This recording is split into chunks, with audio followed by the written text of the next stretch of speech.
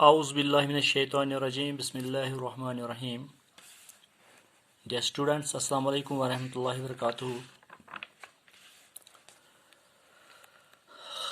آج ہم بات کریں گے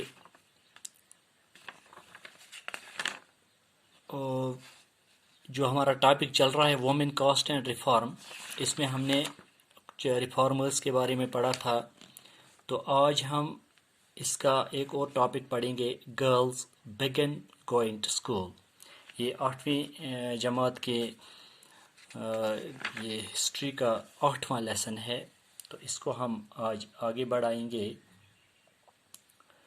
تو جیسا کہ آپ نے لاسٹ لیکچرز میں پڑھا ہے کہ جو ریفارمرز تھے انہوں نے سماج میں کس طرح بدلاؤ لایا، اور سماج میں جو کچھ ایسی برائیاں تھیں جن سے خاص طور پہ عورتوں کے حقوق پامال ہو رہے تھے، ان سے عورتوں کو چھٹکارا دینے کے لیے ایک طرح کی لڑائی لڑی، اور یہ ریفارمرز بہت حد تک عورتوں کو چھٹکارا دینے میں کامیاب ہوئے. اب ان میں سے کچھ ریفارمرز سوچنے لگے کہ جو لڑکیاں ہیں ان کو اسکول جانے کی ضرورت ہے، اس سے عورتوں کی کنڈیشن اور زیادہ مستحکم ہو سکتی ہے. اس سے کیا ہوگا، عورتوں کو یہ ذہن نشین ہوگا کہ کس طرح عورت سماج میں اپنی اہمیت کو سمجھ سکے، اور ہر فیلڈ میں عورتیں اپنے آپ کو انٹروڈیوس کر سکیں. اب کلکتہ میں ودیا ساگر نے اور بمبئی میں کچھ ریفارمرز نے گرلز کے لیے اسکول قائم کیے، اور جب 19ویں صدی کے درمیان اسکولوں کو کھولا گیا تو لوگ پریشان ہونے لگے اور ڈرنے لگے کہ اب جو لڑکیوں کو گھر سے دور جانا پڑے گا، گھر سے باہر جانا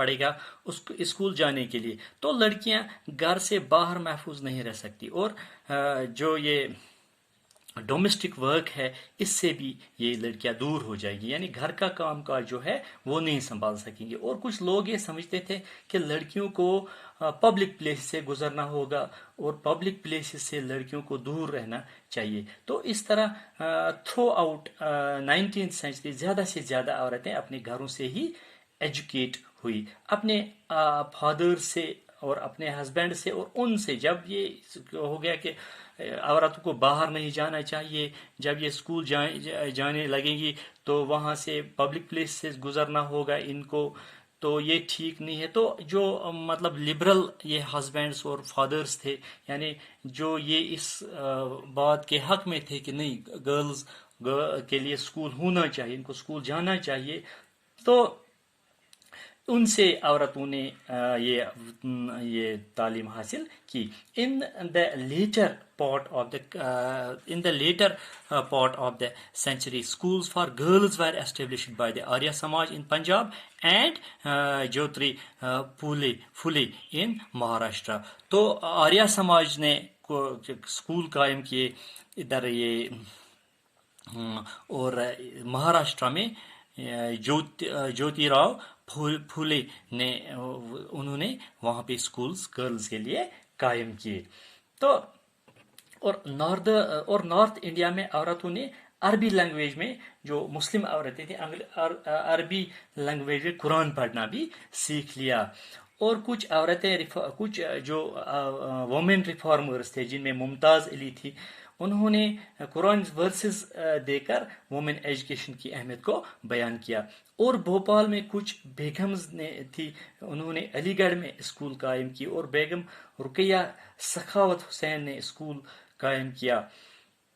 پٹنہ اور کلکتہ میں یہ اسکول مسلم گرلز کے لیے قائم کیے گئے تھے. So we can say by 1880 many Indian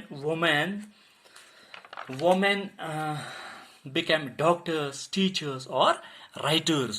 تو پہلے یہ تھا کہ عورت کو اسکول نہیں جانے دیا جاتا تھا کیونکہ یہ سمجھا جاتا تھا کہ یہ محفوظ نہیں. اب جب کہ